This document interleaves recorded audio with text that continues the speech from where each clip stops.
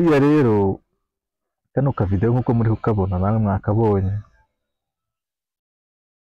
uyu mupasiteri ngo yaje kwereka abantu yuko Imana ngo ishobora gukora ibitangaza, Imana ikiza, ngo Imana ishobora gukiza umwanzi, ngo Imana nta kitagukorera. Arangije aza mu rusengero afite inzoka,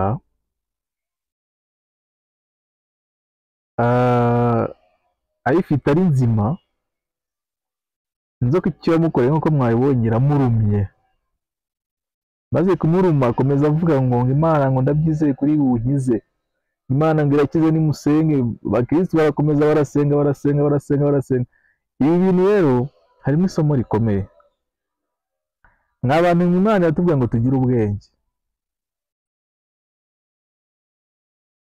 Ntabwo Imana izadukiza kubera ubugoryi bwacu. Ese ufashe inzoka uraje irakurumye, Imana igiye kugukiza?